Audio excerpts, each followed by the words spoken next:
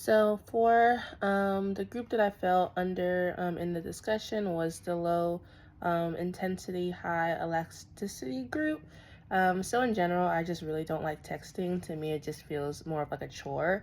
So I have my work phone number and then my personal phone number. So with the work phone number, I find myself responding to messages quicker within like 24 to 48 business hours just because it is tied to like more reinforcement for me. So checking things off my to-do list for me is a reinforcer. So I'm more inclined to text on my work phone number compared to my personal phone number.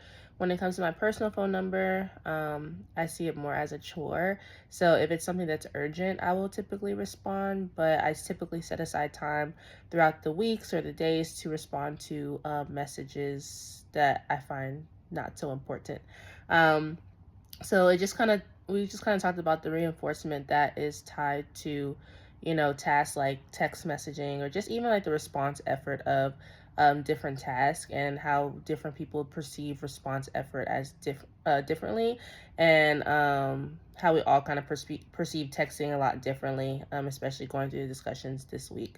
The guest professor that spoke, I know she mentioned for her dissertation, the topic was basically if there were like prompts or like little nudges in the grocery store, will people be more inclined to make healthier food choices in the grocery store?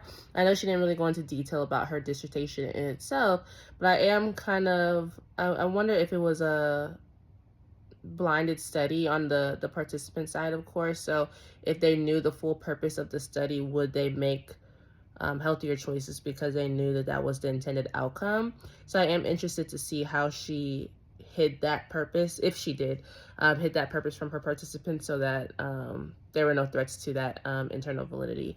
But as far as the written assignment that we did this week, um, sorry. Um, Oh, as far as the written assignment that we did this week, as far as making like the green initiative, so I decided to try to convince myself, and I mean, even before I even tried to like talk myself into it, I just knew the answer was going to be no. And I think that that is a prime example of the pros and cons of like delayed discounting. So for me, the short term impact of being uncomfortable in my home isn't worth the long term, I guess, help on the environment. I know in this scenario, it was recommending like when I'm out of town or when I'm leaving the house or whatever the case is, maybe adjusting the temperature. I know specifically for my apartment, because I used to turn off my AC. And then when I came back, it would take at least a whole 24 hours for the house to cool down. It wasn't immediate. So for me, that uncomfortability was just not worth it. So I actually started to keep it on even when I'm going on vacation, no matter how long the vacation is. However, they recently installed a new smart home system, so I'm able to adjust my temperature even when I'm not at the house. Whereas before, I had to wait till I got home to adjust the temperature. So in the future, that may impact my decision to turn the air down to save the planet.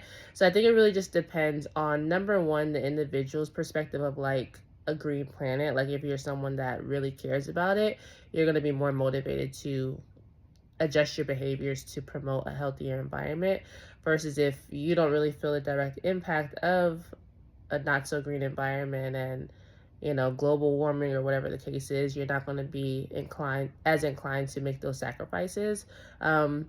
And then also the response effort that's associated with it. So like I said, um, since I have now the app and I can adjust it out, like even whether or not I'm at home, I may be more inclined to make those green decisions because it's not taking up too much effort or time on my behalf.